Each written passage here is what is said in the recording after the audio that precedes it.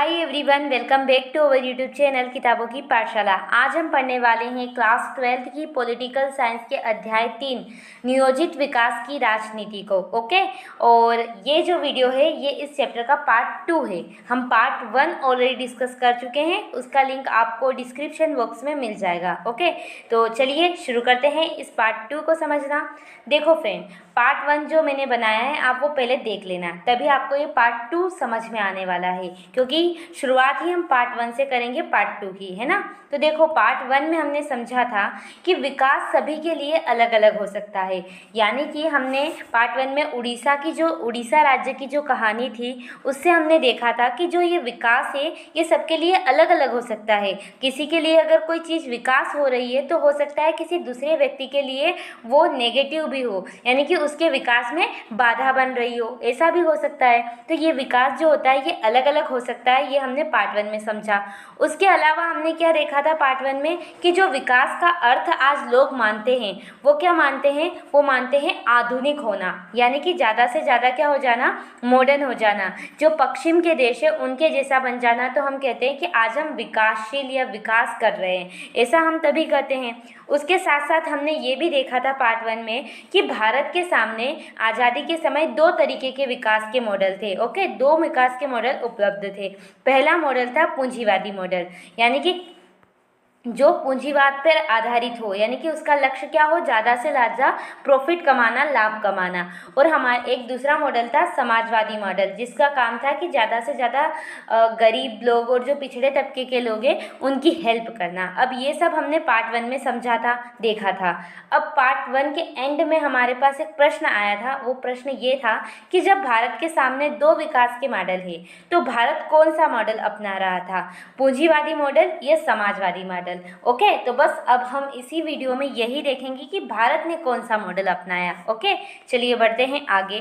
देखो, मतभेदों के बावजूद एक बिंदु पर सबकी सहमति थी, यानी कि जब ये बात चली कि भारत कौन सा मॉडल अपनाए, पूंजीवादी अपनाए या समाजवादी अपनाए, तो इस पर क्या हुई, बहस चलने लगी नेताओं में।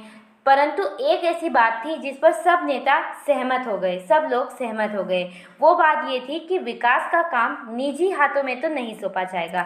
इसका मतलब क्या हुआ, यानी कि जो नेता थे उनका कहना था कि जो भी हमारे देश का विकास होगा वो निजी हाथों, यानी कि प्राइवेटाइजेशन नहीं होगा, उसका प्राइवेट हाथों में नहीं सौंपा जाएगा। क्योंकि जब किसी भी चीज़ को प्राइवेट लोगों के या प्राइवेट हाथ में सौंपा जाता है तो उससे क्या होता है, जो गरीब लोग होते हैं उनका वो लोग शोषण करने लग जाते हैं। तो हमारे नेताओं ने एक बात तो क्लियर कर ली थी कि हम इस चीज़ को प्राइवेट यानी कि पूंजीवाद की तरफ तो नहीं ले जाएंगे।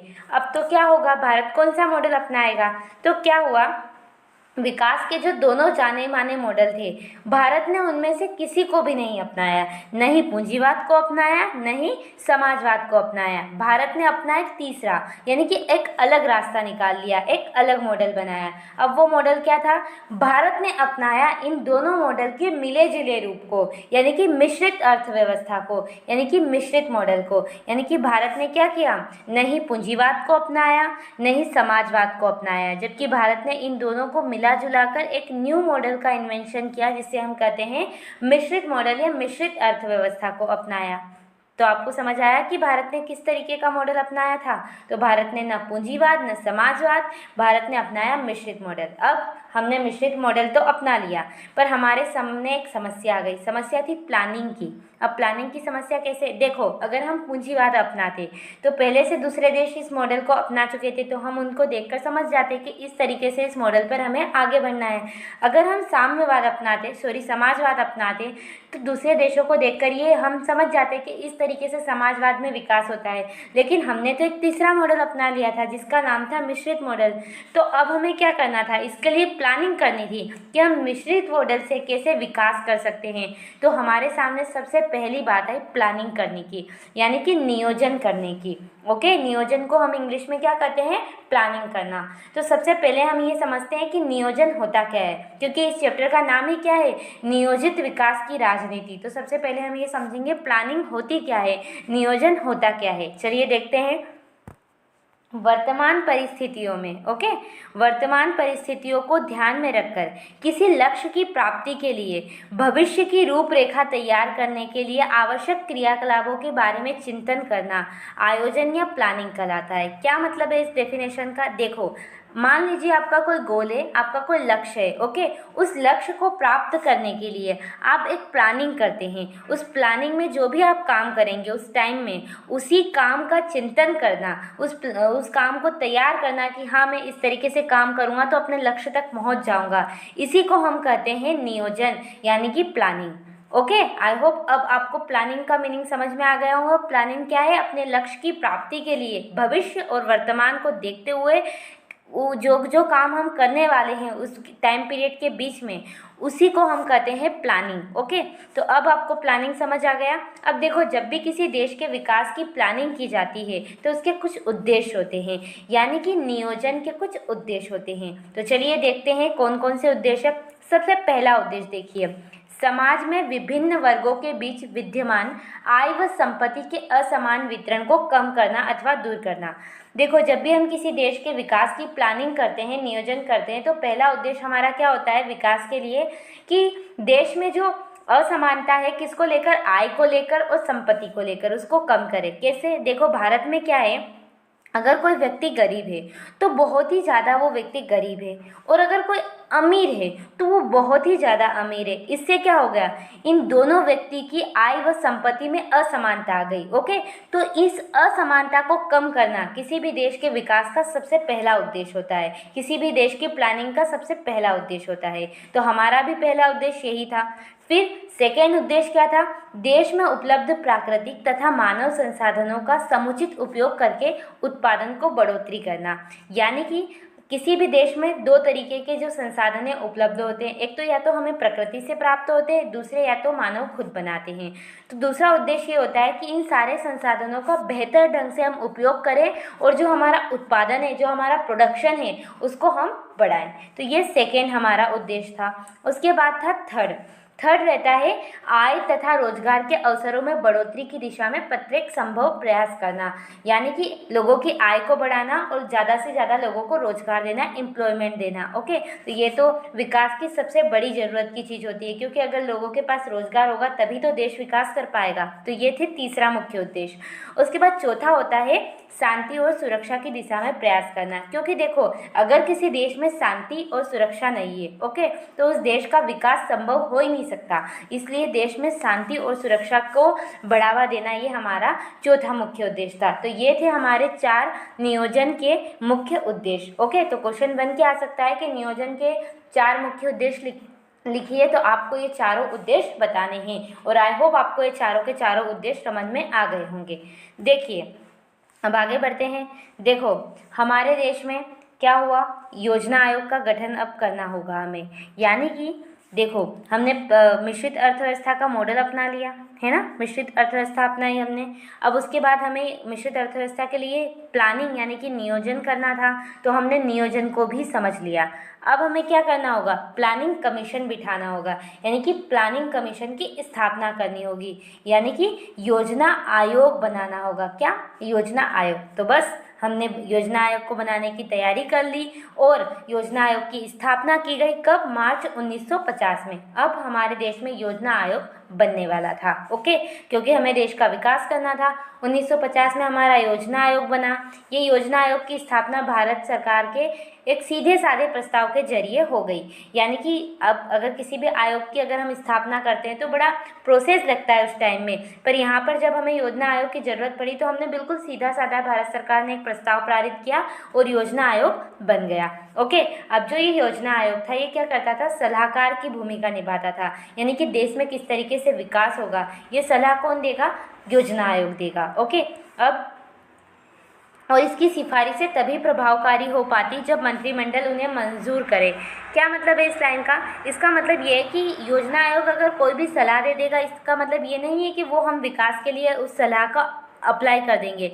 उससे पहले जो मंत्रिमंडल होता है अगर वो उसको मंजूर करे तभी हम योजना आयोग की सिफारिश को मानते थे। अब जो ये योजना आयोग होता है ना, इसका अध्यक्ष कौन होता है, तो इसका अध्यक्ष प्रधानमंत्री होता है। ओके, ये आपको ध्यान रखना है।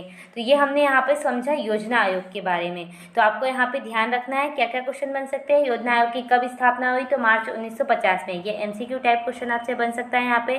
फिर आपसे प्रश्न पूछा जा सकता है कि योजना आयोग क्या है, तो आपको 5 बिंदु यहाँ पे बताने हैं। उसके अलावा ये क्वेश्चन बन सकता है कि योजना आयोग का अध्यक्ष किसे कहते हैं या कौन होता है, तो आपको बताना है प्रधानमंत्री होता है। और आप मेरे को कमेंट में बताओ कि अभी वर्तमान में कौन योजना आयोग का अध्यक्ष है। ओके, चलिए अब देखो करते हैं कुछ आगे की बात। आगे की बात का क्या मतलब है, देखो ये जो योजना आयोग है इसके ऊपर अगर हम नज़र डालें तो आज के टाइम पर इसका नाम कर दिया है नीति आयोग।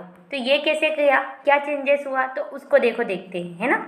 चलिए देखो क्या होता है कि भारत सरकार ने योजना आयोग के स्थान पर एक नई संस्था बनाई और उसका नाम दे दिया नीति आयोग। अब ये काम किस सरकार ने किया, जो अभी आपकी वर्तमान में जो गवर्नमेंट है बीजेपी की जो सरकार है उसी सरकार ने ये काम किया था।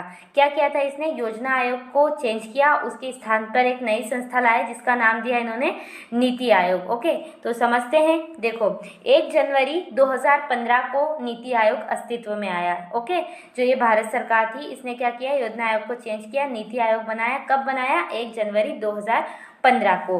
और नीति आयोग का पूरा नाम क्या दिया, राष्ट्रीय भारत परिवर्तन संस्था। यानी कि अब योजना आयोग का नया रूप क्या है, राष्ट्रीय भारत परिवर्तन संस्था। और इसे हम कह सकते हैं national institute for transforming. Okay, तो ये कुछ चीज़ें आप ध्यान में रख लेना क्योंकि यहाँ से आपके जो 1 मार्क्स के क्वेश्चन है वो बन के आ सकते हैं कि नीति आयोग की स्थापना कब हुई, तो आपको बताना है 1 जनवरी 2015 को। इसका पूरा नाम क्या है, तो राष्ट्रीय भारत परिवर्तन संस्था। इसे हम और क्या कहते हैं, national institute for transforming. Okay, तो ये आपको बता देना है। चलिए अब आपने समझ लिया नीति आयोग के बारे में। देश में विकास करने के लिए हमने योजना आयोग बनाया था। अब योजना आयोग हमने बनाया, उससे पहले आप एक भारत के बारे में एक दिलचस्प बात जान लो।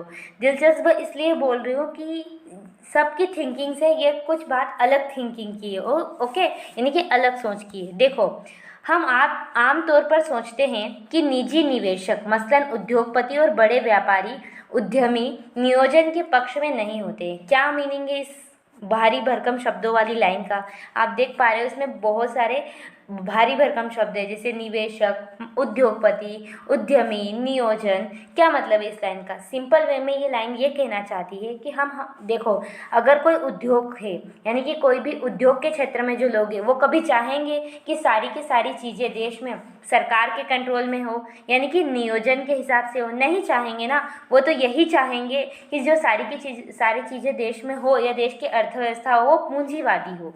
कैसी हो, पूंजीवादी, यानी कि सरकार का बिल्कुल भी अंकुश ना रहे। यानी कि वो चाहते हैं कि अर्थव्यवस्था खुली हो, पूंजी के बहाव पर सरकार का कोई अंकुश ना हो। ऐसा आमतौर पर कोई भी उद्योगपति होगा तो उस देश में अगर रहता है तो वो ऐसा ही चाहेगा।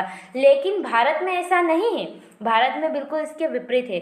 भारत में बिल्कुल ऐसा नहीं है। उस टाइम पर 1944 में यानी कि जब हमारा देश आज़ाद भी नहीं हुआ था उस टाइम पर जो हमारे देश के उद्योगपति थे बड़े बड़े, उनका एक तबका एकजुट हुआ यानी कि उनका एक ग्रुप बनाया गया। 1944 में वो एकजुट हुए और उनके समूह ने नियोजित अर्थव्यवस्था यानी कि सरकार के हिसाब से चलने वाली अर्थव्यवस्था को चलाने का एक संयुक्त प्रस्ताव तैयार किया। यानी कि खुद उन्होंने कहा कि हमारे देश की सरकार कैसी होनी चाहिए, नियोजित अर्थव्यवस्था के आधार पर यानी कि सरकार के द्वारा चलनी चाहिए। और इसी को कहा गया बॉम्बे प्लान। क्या कहा गया इसको, बॉम्बे प्लान। तो क्वेश्चन बन के आएगा कि बॉम्बे प्लान क्या होता है, 2 मार्क्स में बन सकता है। तो आपको बताना है कि 1944 में उद्योगपति के एक ग्रुप ने क्या किया, सब एकजुट हुए, मिले और उन्होंने नियोजित अर्थव्यवस्था देश में चलाने के लिए एक संयुक्त प्रस्ताव पारित किया और इसे ही कहते हैं बॉम्बे प्लान। अब जो ये बॉम्बे प्लान था ना, इसकी क्या मंशा थी, तो इसकी मंशा ये थी कि सरकार रहे देश में पर सरकार क्या करे, उद्योग और आर्थिक निवेश के क्षेत्र के लिए भी बड़े बड़े कदम उठाए। ओके, उद्योग क्षेत्र में भी प्रगति करने के लिए और आर्थिक निवेश को बढ़ावा देने के लिए बड़े बड़े कदम उठाए। तो यही था पूरा बॉम्बे प्लान। तो यहाँ से क्वेश्चन बन के आता है कि बॉम्बे प्लान क्या है, बहुत ही इंपॉर्टेंट है, इसलिए मैंने आपको बताया है। तो आप इसको अच्छे से ध्यान में रखना या माइंड में अच्छे से फिट कर लेना। आई होप, मुझे लगता है अब आपको समझ में भी आ गया होगा। चलिए अब हम पहुंच जाते हैं हमारे मेन टॉपिक पर, यानी कि देश के विकास पर। यानी कि हमारी समस्या क्या थी, भारत का विकास करने की। तो हमने इस कड़ी में क्या क्या प्रयास कर लिए थे, हमने मिश्रित अर्थव्यवस्था में यानी कि मिश्रित मॉडल को अपना लिया था। अब मिश्रित मॉडल को अपनाने के बाद हमारे सामने टॉपिक था कि हम क्या करें, नियोजन करें, प्लानिंग करें, देश में क्या क्या करने चाहिए, उस नियोजन के क्या क्या उद्देश्य होंगे। तो हमने वो भी समझ लिया कि नियोजन क्या है और किसी भी नियोजन के क्या क्या उद्देश्य हो सकते हैं। और उसके बाद हमने नियोजन के बाद उसको इम्प्लीमेंटेशन में लाने के लिए हमने योजना आयोग यानी कि प्लानिंग कमीशन बिठाया, प्लानिंग कमीशन की स्थापना की। अब प्लानिंग कमीशन का काम था सलाह देना। तो प्लानिंग कमीशन ने क्या किया, सोवियत संघ की तरह भारत के योजना आयोग में भी पंचवर्षीय योजनाओं का विकल्प चुना। यानी कि प्लानिंग कमीशन ने बताया कि अगर हमें भारत में विकास करना है तो हम पंचवर्षीय योजना के माध्यम से करेंगे। अब आपके मन में सवाल उठ सकता है कि पंचवर्षीय योजना क्या है, तो थोड़ा सा इसके लिए आपको इंतज़ार करना पड़ेगा इसे समझने के लिए, क्योंकि ये हम समझेंगे पार्ट हमारे 3 में। उसमें हम पूरा यही समझेंगे कि पंचवर्षीय योजना क्या होती है, कैसे हमारे देश की पहली पंचवर्षीय योजना चली, दूसरी कैसे चली, तीसरी कैसे चली, ओके, इसके बारे में। और इसके साथ ही हम पंचवर्षीय योजना कैसे बनती है, उसका क्या क्या बजट होता है, ये सब हम अपने पार्ट 3 में पढ़ने वाले हैं। तो आई होप आज का ये पार्ट आपको पसंद आया होगा। लेकिन आपको कैसे पता चलेगा कि आज का ये वीडियो आपके लिए हेल्पफुल रहा कि नहीं, इसीलिए आज मैं आपको कुछ प्रश्न देने वाली हूँ। अगर आप इन प्रश्नों का उत्तर दे पाते हैं, इसका मतलब आज का ये वीडियो आपको समझ आया है। तो चलिए देखते हैं उन प्रश्नों को। सबसे पहला प्रश्न है आपका, नियोजन क्या होता है। आप अगर ये समझा सकते हैं कि व्हाट इज़ प्लानिंग, प्लानिंग क्या होती है, नियोजन क्या होती है, अगर आपको ये समझ आ गया, इसका मतलब ये वीडियो आपके लिए हेल्पफुल था। सेकेंड क्वेश्चन, योजना आयोग की स्थापना कब हुई और ये क्या है, तो मार्च 1950 को हुई थी, मैंने बताया ना अंदर, तो बस आपको ये ध्यान में आ जाना चाहिए। उसके अलावा योजना आयोग का अध्यक्ष किसे कहते हैं, या आप मेरे को कमेंट में बताओगे, ओके। उसके बाद नीति आयोग का पूरा नाम क्या है, ये भी मैंने बताया, नीति आयोग का पूरा नाम। और उसके अलावा एक और क्वेश्चन है कि बॉम्बे प्लान क्या है। अगर आपको इन पांचों क्वेश्चंस के आंसर आ गए हैं दिमाग में, जैसे ही मैंने क्वेश्चन बोले और आपके दिमाग में कुछ कुछ चीज़ें बनने लग गई है, इसका मतलब आपको ये वीडियो अच्छे से समझ में आ गया है। चलिए, तो आज का ये वीडियो आपको कैसा लगा हमें बताइए। लाइक कीजिए हमारे वीडियो को, शेयर कीजिए अपने फ्रेंड्स के साथ, अपने क्लासमेट्स के साथ, और हमारे चैनल को सब्सक्राइब कीजिए। धन्यवाद। Thanks for watching.